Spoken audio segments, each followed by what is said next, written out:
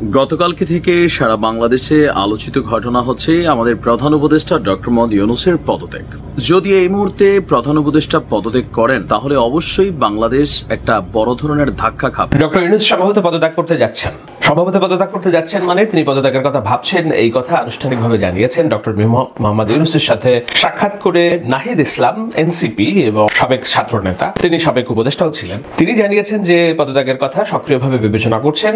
আমরা গিয়েছিলাম স্যারকে বোঝাতে যে তার এই অবস্থায় চলে যাওয়া উচিত হবে না। আমার মতে এই মুহূর্তে যদি ডক্টর ইউনূস পদত্যাগ করে দেশে ভয়াবহ অবস্থা সৃষ্টি হবে। এখন প্রশ্ন হচ্ছে তিনি যদি এখন পদত্যাগ করেন, যদি করে বসেন, তাহলে আমাদের এই দেশটা আসলে কোথায় যায় দাঁড়াবে, তার প্রবলেমটা কোথায় সৃষ্টি হবে? অবশ্যই ভালো হবে না, কারণ উনি তো অনেক ভালো কাজ করতেছে আর বাংলাদেশের মানুষ সবাই ওনারে সাপোর্ট করতেছে। 12 বছর যাবৎ যে সরকারের বিরোধিতা করলেন সেই সরকার ক্ষমতায় থাকলো 15 বছরের বেশি। আর যাকে আপনারা একটা সুন্দর অবাধ নির্বাচনের জন্য যে সরকারকে কোঅপারেট করতেছেন সে এখন দিশেহারা। আসসালামু আলাইকুম ওয়া রাহমাতুল্লাহি ওয়া বারাকাতুহু। অবশেষে গুঞ্জনে কি তাহলে সত্য হতে যাচ্ছে? গতকাল থেকে রাজনৈতিক অঙ্গন থেকে শুরু করে দেশের সর্বমহলে সর্বশ্রেণী পেশার মানুষের মুখে একটাই কথা, তাহলে কি সত্যিকার অর্থেই পদত্যাগ করতে যাচ্ছে অন্তর্বর্তীকালীন সরকারের প্রধান উপদেষ্টা professor doctor Mohammad Yunus? Doctor Mohammad Yunus কি প্রধান উপদেষ্টা থেকে পদত্যাগ করবে? গুঞ্জন সারা দেশ জুড়ে। অবশেষে কি তাহলে এটাই সত্য? প্রিয় দর্শক শ্রোতামণ্ডলী, চলুন আমরা বিস্তারিত জেনে আসি কয়েকটা প্রতিবেদন, কয়েকটা বিশ্লেষণ থেকে। সত্যিকার অর্থে কি ডক্টর মোহাম্মদ ইউনূস পদত্যাগ করবেন? তিনি কেন, কি কারণে পদত্যাগের সিদ্ধান্ত গ্রহণ করেছেন? পদত্যাগের মতো এরকম কঠিন সিদ্ধান্ত নিলেন হুট করে কেন পদত্যাগের সিদ্ধান্ত গ্রহণ করলেন? এর পেছনে কি কারণ থাকতে পারে? কারা এর জন্য দায়ী হতে পারে? আমরা সেগুলো নিয়ে কয়েকটা বিশ্লেষণ দেখব। আশা করি সঙ্গে থাকবেন পুরো ভিডিওটি জুড়ে। আপনারা আমাদের যদি পারেন ভিডিওটি শেয়ার করে দিবেন বেশি বেশি। প্রিয় দর্শক শ্রোতামণ্ডলী, আর কথা না বাড়িয়ে আমরা দেখব যে কি কারণে প্রফেসর ইউনূস, ডক্টর মোহাম্মদ ইউনূস এরকম পদত্যাগের মতো কঠিন সিদ্ধান্ত গ্রহণ করলেন। তিনি কেনই হঠাৎ করে পদত্যাগ করতে চাচ্ছেন? কি ঘটেছে তার সঙ্গে? চলুন আমরা কয়েকটা প্রতিবেদন দেখে তারপরে কথা বলি। ডক্টর ইউনূস সম্ভবত পদত্যাগ করতে যাচ্ছেন মানে তিনি পদত্যাগের কথা ভাবছেন, এই কথা আনুষ্ঠানিকভাবে জানিয়েছেন ডক্টর মোহাম্মদ ইউনূসের সাথে সাক্ষাৎ করে নাহিদ ইসলাম, এনসিপি এবং সাবেক ছাত্র নেতা, তিনি সাবেক উপদেষ্টাও ছিলেন। তিনি জানিয়েছেন যে পদত্যাগের কথা সক্রিয়ভাবে বিবেচনা করছেন। আমরা গিয়েছিলাম স্যারকে বোঝাতে যে তার এই অবস্থায় চলে যাওয়া উচিত হবে না। কোন অবস্থায় চলে যাওয়া উচিত হবে না, কেন বোঝাতে গিয়েছিলেন, নিশ্চয়ই এখন প্রশ্ন। কিন্তু সেই প্রশ্নের উত্তরে নাহিদ ইসলামকে ডক্টর ইউনূস বলেছেন যে এই অবস্থায় আমাকে রাখা হয়েছে, আমি কোনো কাজ করতে পারছি না, কাজ না করতে পারলে থেকে কি লাভ। এইটা নিয়ে সারাদিন একটা গুঞ্জন ছিল। গুঞ্জনের সূত্রপাত হয়েছে যখন সকালে উপদেষ্টা পরিষদের বৈঠক হয়। সেই বৈঠকে উপদেষ্টা পরিষদের উপদেষ্টারা ছিলেন, সচিবরা চলে যাওয়ার পর উপদেষ্টা পরিষদের বৈঠকে প্রধান উপদেষ্টা ডক্টর ইউনূস বাদবাকিদের কাছে মতামত জানতে চান যে এই অবস্থায় আমার চলে যাওয়া উচিত কিনা। তখন সংবাদপত্রের তথ্য অনুযায়ী 4 জন উপদেষ্টা মত দেন যে ঠিক আছে, যদি কাজ না করতে পারা যায় তাহলে থেকে কি লাভ, আপনি চলে গেলে আমরাও চলে যাব। বাদবাকিরা বলেন যে আপনি এখনই সিদ্ধান্ত নিয়েন না। সমকাল একটি হেডলাইন করেছে যে উপদেষ্টা পরিষদের বৈঠকে ডক্টর ইউনূসের পদত্যাগ আলোচনা। সেখানে তারা বিস্তারিত লিখতে যে বলেছে উপদেষ্টা পরিষদের বৈঠকে পদত্যাগের আলোচনা করেছেন অন্তর্বর্তী সরকারের প্রধান উপদেষ্টা ডক্টর ইউনূস। তিনি বলেন, নানা পক্ষের প্রতিবন্ধকতা, রাজনৈতিক দলগুলোর অসহযোগিতায় সরকার কাজ করতে পারছে না। এই অবস্থায় সরকারে থাকা উচিত কিনা এ বিষয়ে উপদেষ্টাদের দ্রুত মতামত জানাতে বলেছেন ডক্টর ইউনূস। এই খবর ছড়ানোর সঙ্গে সঙ্গে তার সাথে যমুনায় দেখা করে পদত্যাগ না করতে অনুরোধ জানিয়েছেন ছাত্রনেতারা। যেই ছাত্রনেতার কথা আমি একটু আগে বললাম, নাহিদ ইসলাম এবং নাসিরুদ্দিন পাটোয়ারি গিয়েছিলেন প্রধান উপদেষ্টার সাথে বৈঠক করতে। 3 জন উপদেষ্টা, প্রধান উপদেষ্টার 2 কর্মকর্তা এবং ছাত্র নেতারা সমকালকে এই তথ্য নিশ্চিত করেছেন। গতকাল বৃহস্পতিবার তেজগাঁওয়ে প্রধান উপদেষ্টার কার্যালয়ে বেলা 11টায় উপদেষ্টা পরিষদের নিয়মিত বৈঠক হওয়ার কথা ছিল। আগের রাতে প্রধান উপদেষ্টা এই বৈঠক 1 ঘন্টা এগিয়ে আনেন, অর্থাৎ 11টার পরিবর্তে সকাল 10টায় এগিয়ে আনেন। বৈঠক সূত্র সমকালকে জানিয়েছে 1 ঘন্টা নিয়মিত সভা হয় এবং সচিবরা বেরিয়ে যান, শুধু উপদেষ্টাদের নিয়ে বৈঠকে বসেন ডক্টর ইউনূস। 4 ঘন্টা চলে অনির্ধারিত এই বৈঠক। 2 জন উপদেষ্টা সমকালকে জানান, প্রধান উপদেষ্টা শুরুতেই বলেন আর দায়িত্ব পালন করা সম্ভব হচ্ছে না, নির্বাচন নিয়ে চাপ তৈরি করা হয়েছে, কিন্তু যেই পরিস্থিতি তাতে সুষ্ঠু নির্বাচন সম্ভাবনা ক্ষীণ, নিয়ন্ত্রিত নির্বাচনের দায় নিতে চাই না। ওখানে লিখেছে উপদেষ্টা মাহফুজ আলম ও উপদেষ্টা আসিফ মাহমুদ সজীব ভুঁইয়াও প্রধান উপদেষ্টার সঙ্গে দেখা করেন। নির্বাচন নিয়ে রাজনৈতিক দলগুলোর অবিশ্বাস করায় ডক্টর ইউনূস হতাশা প্রকাশ করেন। তিনি বলেন, বারবার বলে আসছে ডিসেম্বর থেকে জুনের মধ্যে নির্বাচন হবে, জুনের একদিন পরেও ক্ষমতায় থাকবো না, কিন্তু নির্বাচনের সঙ্গে সম্পর্কিত নয় এমন বিষয়কেও নির্বাচনে ইস্যু করে তোলা হচ্ছে। বিএনপি নেতাদের অনেকেই গত কয়েক মাস ধরে খোলাখুলি অভিযোগ করেছেন ক্ষমতা দীর্ঘায়িত করতে নির্বাচন বিলম্বিত করতে চাইছে সরকারের কেউ কেউ। মানবিক করিডোর এবং চট্টগ্রাম বন্দরের নিউমোরিং কন্টেইনার টার্মিনাল ব্যবস্থাপনার কাজ বিদেশি কোম্পানিকে দেওয়ার আলোচনাকেও নির্বাচন বিলম্বের ষড়যন্ত্র হিসেবে আখ্যা দিয়েছেন কয়েক নেতা। এতে ক্ষুব্ধ ডক্টর ইউনূস উপদেষ্টা পরিষদের বৈঠকে বলেন, এমন একটি আবহ তৈরি করা হয়েছে যেন আমি দেশ বিক্রি করে দিচ্ছি, এমন অপবাদ নিয়ে থাকতে চাই না। তিনি পদত্যাগের ইচ্ছা প্রকাশ করে জাতির উদ্দেশ্যে ভাষণ তৈরি করতে বলেন। বৈঠকের সূত্র জানায়, এই সময় অন্তত 4 জন উপদেষ্টা একমত পোষণ করে বলেন তারাও অপবাদ নিয়ে থাকতে চান না। অন্য উপদেষ্টারা বলেন, ছাত্র জনতার অভ্যুত্থানের মাধ্যমে ক্ষমতায় আসায় সরকারের দায়িত্ব রয়েছে দেশবাসীর প্রতি। এই অস্থিতিশীল সময়ে সরকার বিদায় নিলে দেশের পরিস্থিতি আরো খারাপ হবে, এই দায় ইউনূসকে নিতে হবে। তখন ইউনূস উপদেষ্টাদের শনিবারের মধ্যে মতামত দিতে বলেন উপদেষ্টারাই ঠিক করবেন সরকারে থাকবে কিনা। তবে একজন উপদেষ্টা সমকালকে বলেছেন, শনিবারের মধ্যে নয়, দ্রুত মতামত দিতে বলেছেন প্রধান উপদেষ্টা, অর্থাৎ দ্রুত, শনিবারের মধ্যে নয়, দ্রুত। তো এটা নিয়ে বোঝাই যাচ্ছে যে উপদেষ্টা পরিষদের বৈঠক এবং সমকালের যে প্রতিবেদন এবং আরো একজন সাংবাদিক নাজমুল ইসলাম তার স্ট্যাটাসে যেটা লিখেছেন, সেখানে এই দুটো বক্তব্য এক করলে দেখা যায় যে ডক্টর ইউনূস মোটামুটি চাপ অনুভব করেছেন এবং চাপ অনুভব করছেন, এবং এই চাপ অনুভব করতে গিয়ে তিনি কিছুটা নির্বাচন কেন্দ্রিক যে তাড়াহুড়া সেটার প্রতি দোষারোপ করেছেন। এই ঘটনার পরে আমরা দেখছি যে ছাত্র নেতাদের মধ্যে এবং উপদেষ্টা পরিষদের ছাত্র উপদেষ্টা যারা আছেন তাদের কথাতে ব্যাপক পরিবর্তন এসেছে। আসিফ মোহাম্মদ সজীব ভুইয়া একটি স্ট্যাটাস লিখেছেন, বাল অর্থাৎ বাংলাদেশ আওয়ামী লীগ, নর্থ অর্থাৎ উত্তরপাড়া এবং দিল্লি জোটভুক্ত হয়ে যে কুমির ডেকে আনছেন তা আপনাদেরকেই খাবে। You are not one of them, just cooperate temporarily. আপনারা এটার পার্ট না, কিন্তু আপনারা মনে করছেন যে এটা আপনাদের সহযোগী। আপনাদের না আছে, আমাদের না আছে মরার ভয়, না আছে হারাবার কিছু, একমাত্র আফসোস গণতান্ত্রিক রূপান্তর আর এদেশের মানুষের ভাগ্য কোনোটাই ইতিবাচক পথে যাবে না। আর কি স্বপ্ন দেখে স্বপ্নভঙ্গের কষ্ট বোধহয় এদেশের ভাগ্য। একেবারে নিশ্চিত হতাশা তিনি ব্যক্ত করেছেন যে, এবং দোষারোপ করেছেন উত্তরপাড়া, দোষারোপ করেছেন বাংলাদেশ আওয়ামী লীগের চাল এবং দিল্লির তথাকথিত তারা যেভাবে ভাবতে চায়, তারা যেভাবে ভাবানতে চায় মানুষকে, দিল্লির ষড়যন্ত্র। মাহফুজ আলম স্ট্যাটাস দিয়ে বলেছেন যে বিভাজনের দায় আমারও কিছুটা আছে, আমার কথাবার্তায় কাজকর্মে যদি জুলাই ঐক্য বিনষ্ট হয় সেটার জন্য আমি আন্তরিকভাবে দুঃখিত, এবং একদিনও যদি সময় পান তিনি সেই একদিন কিভাবে ঐক্য তৈরি করা যায় সেটার পেছনে কাজ করবেন বলে জানিয়েছেন।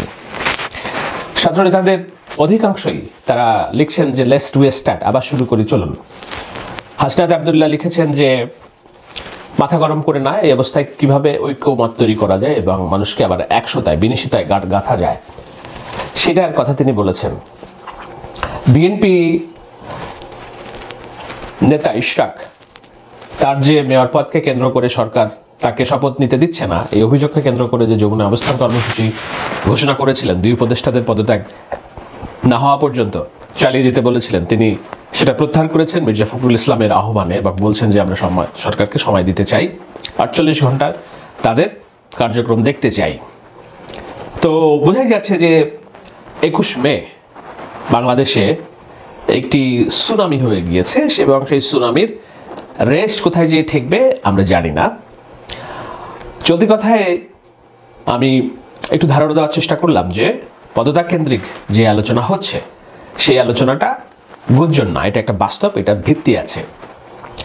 অনেকেই প্রশ্ন করতে পারবেন যে এখন ডক্টর ইউনূস চলে গেলে ভবিষ্যৎ কি হবে, ডক্টর ইউনূস চলে গেলে আমরা খাদে পড়ে যাব কিনা। দেখুন, আমার অনেক কথা আছে, আমি অনেক কথা বলতে চাই, এই লম্বা আলোচনা করতে হবে, আমি লম্বা আলোচনা করব। সেটা হলো এই অবস্থায়, আজকের এই অবস্থায় আসার জন্য ডক্টর ইউনূসের খামখেয়ালি এবং স্বৈরতান্ত্রিক এককেন্দ্রিক সরকার পরিচালনা কতখানি দায়ী। একজন ব্যক্তির নিয়োগ, জাতীয় নিরাপত্তা উপদেষ্টা হিসেবে খলিলুর রহমানের নিয়োগ কিভাবে পুরা ডক্টর ইউনূসের সরকারের কার্যক্রমকে প্রশ্নবিদ্ধ করেছে, এবং তার সরকারের এই যে 5 বছর হাইপ শেষমেশ পদত্যাগে যে ঠেকেছে। গতকালকে থেকে সারা বাংলাদেশে আলোচিত ঘটনা হচ্ছে আমাদের প্রধান উপদেষ্টা ডক্টর মোহাম্মদ ইউনূসের পদত্যাগ। যদি এই মুহূর্তে প্রধান উপদেষ্টা পদত্যাগ করেন তাহলে অবশ্যই বাংলাদেশ একটা বড় ধরনের ধাক্কা খাবে। এখানে বেশ কিছু দেশি বিদেশি ইস্যুগুলো কাজ করবে। বিশেষ করে ভারত একটা বড় ধরনের ভূমিকা এখানে নিতে চাইবে।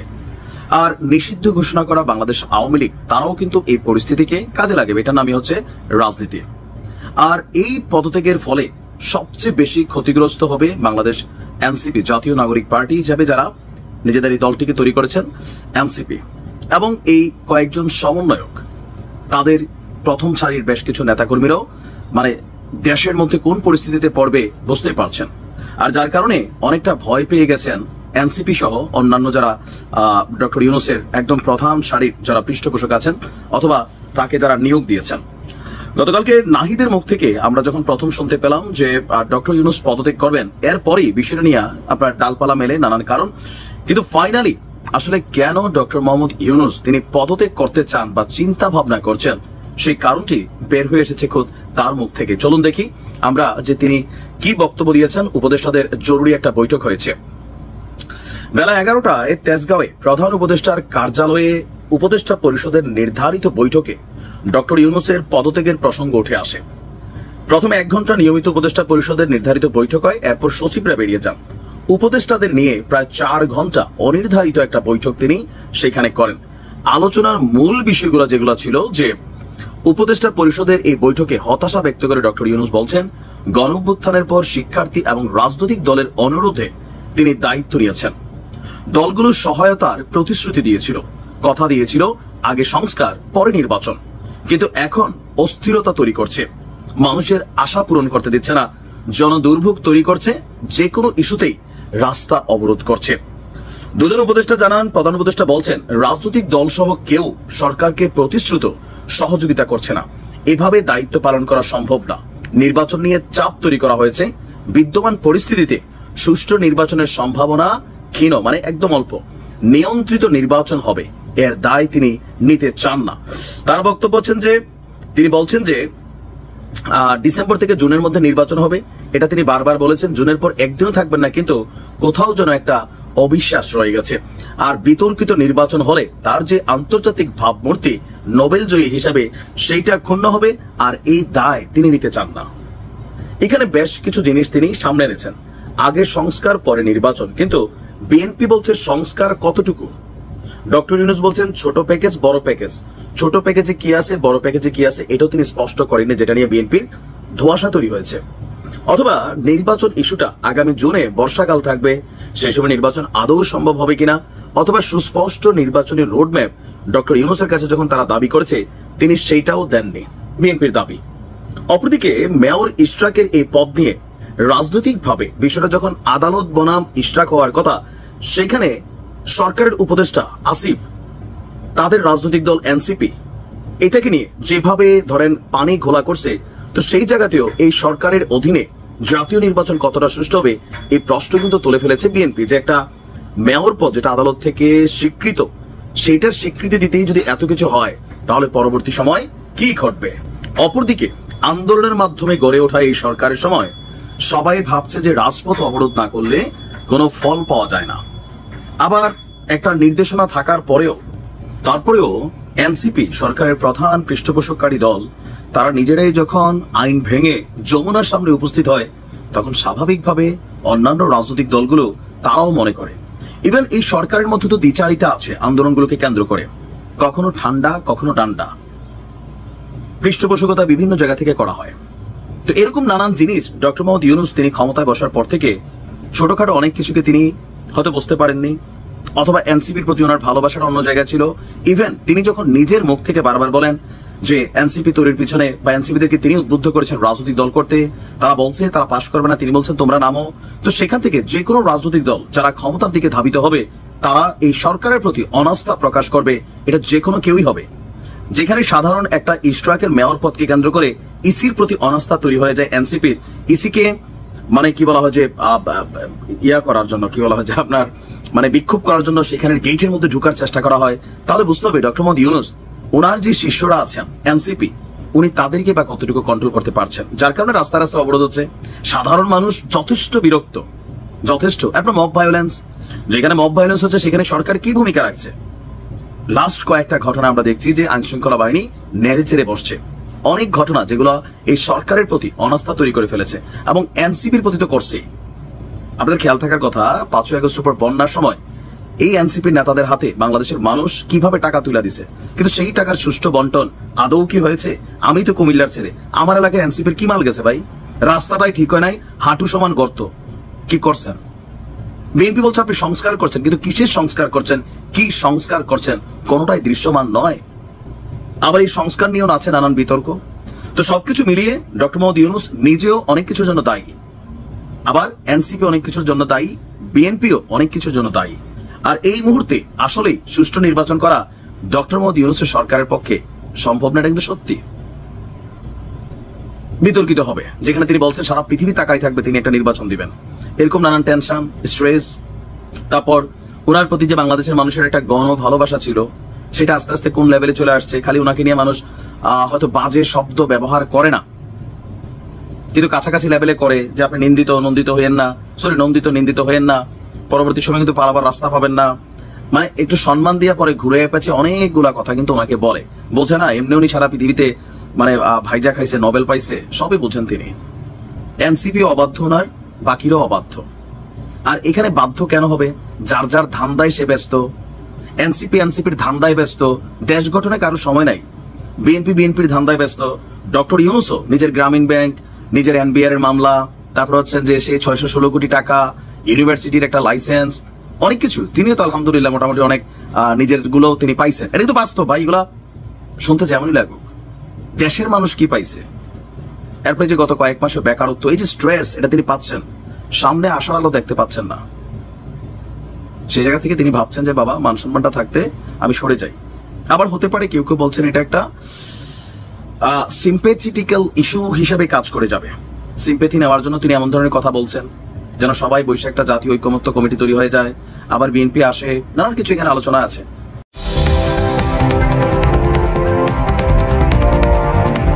দর্শক, বাংলাদেশের নিয়মিত আয়োজন জনমতাকে স্বাগত, সাথে আছে ফয়সাল আহমেদ। জনমত আজকের বিষয়, গত 2 দিন ধরেই জোর গুঞ্জন শোনা যাচ্ছে বিভিন্ন রাজনৈতিক অস্থিরতার কারণে ডক্টর মোহাম্মদ ইউনূস পদত্যাগের সিদ্ধান্ত নিচ্ছেন। কিন্তু তার এই সিদ্ধান্তকে সাধারণ জনগণ কিভাবে নিচ্ছে, চলুন জানা যাক। আসলে ডক্টর ইউনূসের পদত্যাগের জন্য অনেকেই দেখা যাচ্ছে আন্দোলন করছে বা এটা ওটা বলছে। আসলে আমাদের প্রথমে জানতে হবে যে ওনাকে পদত্যাগ করার উদ্দেশ্যটা কি। আমার মতে এই মুহূর্তে যদি ডক্টর ইউনূস পদত্যাগ করে দেশের ভয়াবহ অবস্থা সৃষ্টি হবে। এখন প্রশ্ন হচ্ছে তিনি যদি এখন পদত্যাগ করেন, যদি করে বসেন, তাহলে আমাদের এই দেশটা আসলে কোথায় যায় দাঁড়াবে, তার প্রবলেমটা কোথায় সৃষ্টি হবে? অবশ্যই ভালো হবে না, কারণ উনি তো অনেক ভালো কাজ করতেছে আর বাংলাদেশের মানুষ সবাই ওনারে সাপোর্ট করতেছে। আমাদের আরও কিছু দেখতে হবে যে ডক্টর ইউনূস আমাদের দেশের জন্য কতটা কাজ করছে, ওইটা আমাদের দেখতে হবে। যদি এর পিছনে কোনো রাজনৈতিক দলের কোনো উস্কানি থাকে, তাহলে সেটা অবশ্যই অনৈতিক একটা কাজ, এটা করা যাবে না। আমি মনে করি ডক্টর ইউনূস সাহেব একজন ভালো মানুষ, কিন্তু ওনার এখন পদত্যাগ করা ঠিক হবে না। ওনার উচিত যে সকল রাজনৈতিক দলগুলারে ডেকে তাদেরকে একটা মানে সহনশীল অবস্থানে আনার। বর্তমানে আমার মতে সব দলের উচিত হবে তাকে সাপোর্ট দিয়ে রাখা। তিনি যেভাবে গুছিয়ে নিয়েছেন গত 10 মাসে, বিশেষ করে আন্তর্জাতিকভাবে যত আপনার মহল আছে, আপনার ইউএসএ বলেন কিংবা হচ্ছে আপনার জাতিসংঘ বলেন, তারা যেভাবে ওনাকে সহযোগিতা করেছে, এই সহযোগিতার এই দ্বারপত্র কি থাকবে? ডক্টর ইউনূস মোহাম্মদ যদি পদত্যাগ করে, তো আমাদের দেশের জন্য খুবই খারাপ কিছু ইঙ্গিত করতে আছে আর কি। বিশেষ করে ইন্ডিয়া আমাদের কখনো ভালো চায় না।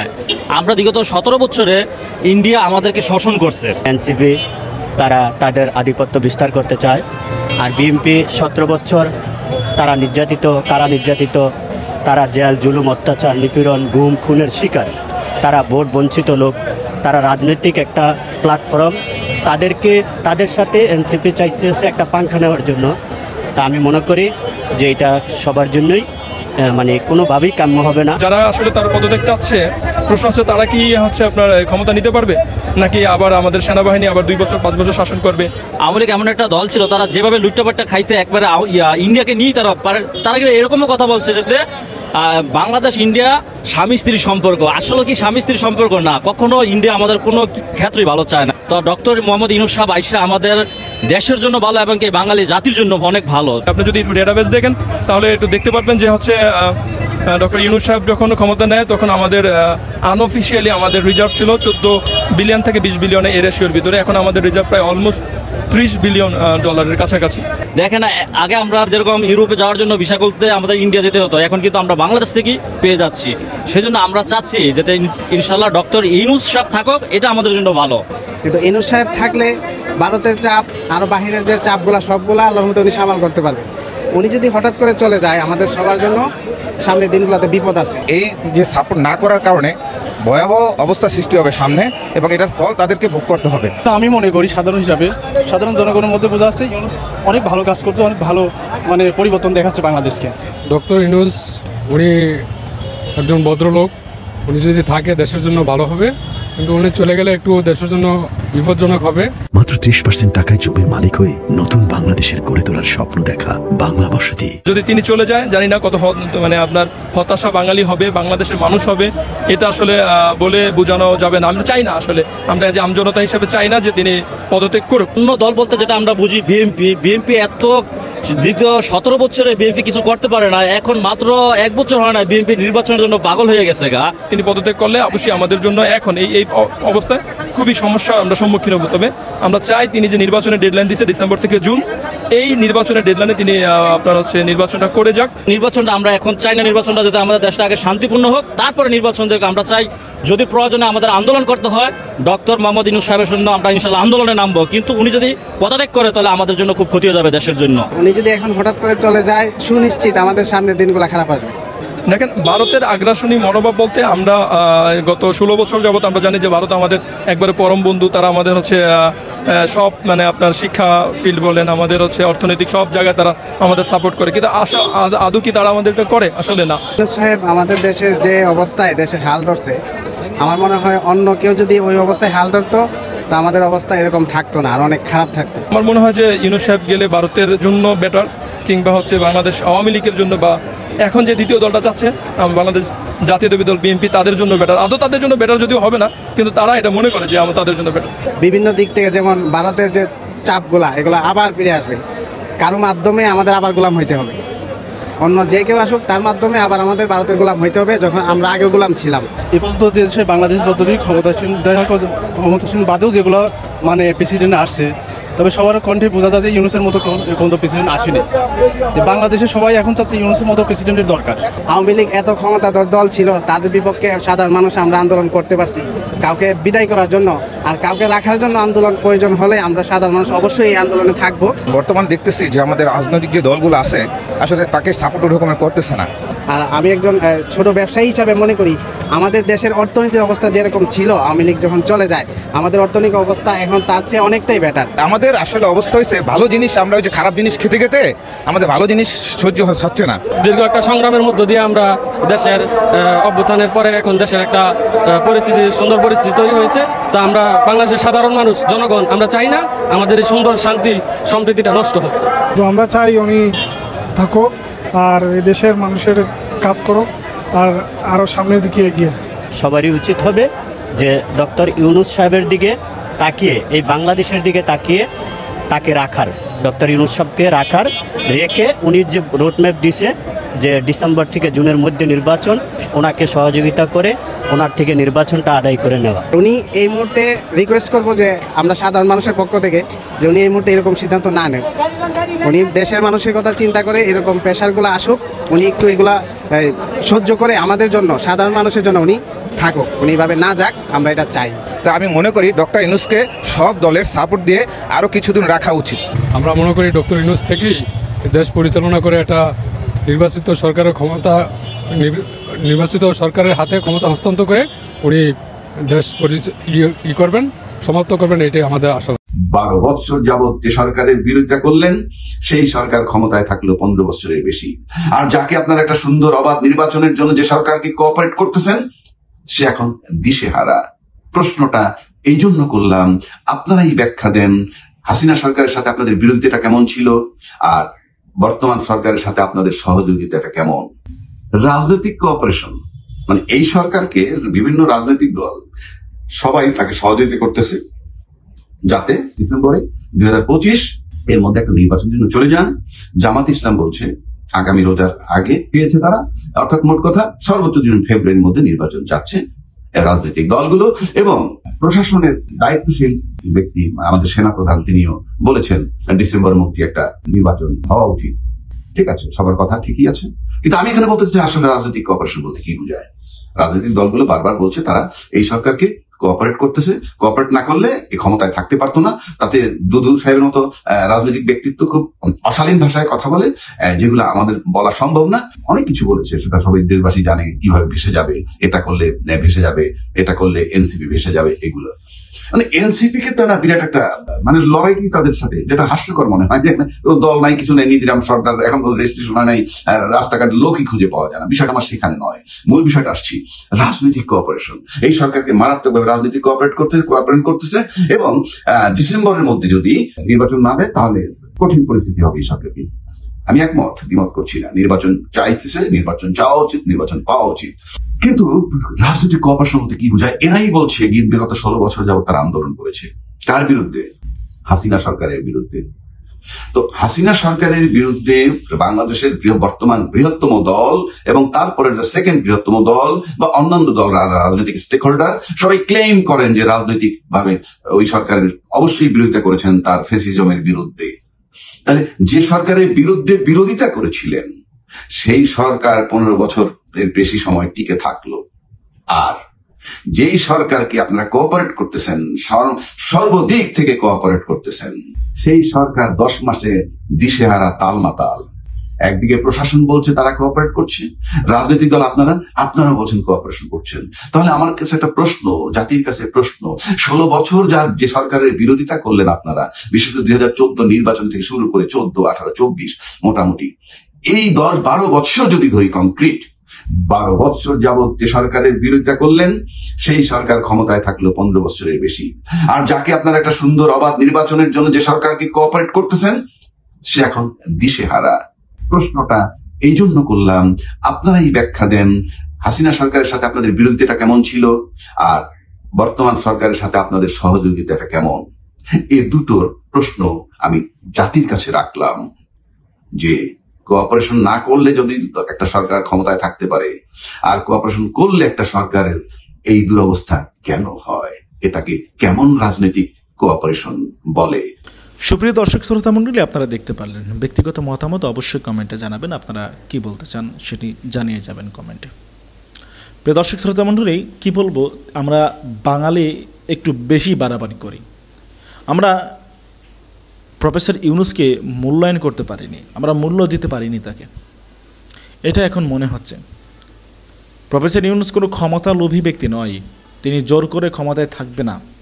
তাকে যদি সেই পর্যাপ্ত পর্যায়ে সুযোগ সুবিধা না দেওয়া হয় দেশ পরিবর্তনের জন্য, দেশ সংস্কারের জন্য, তিনি যদি সুযোগই না পায়, তিনি যদি কাজই না করতে পারেন, তাহলে নামমাত্র প্রধান উপদেষ্টা থেকে লাভ কি বলেন?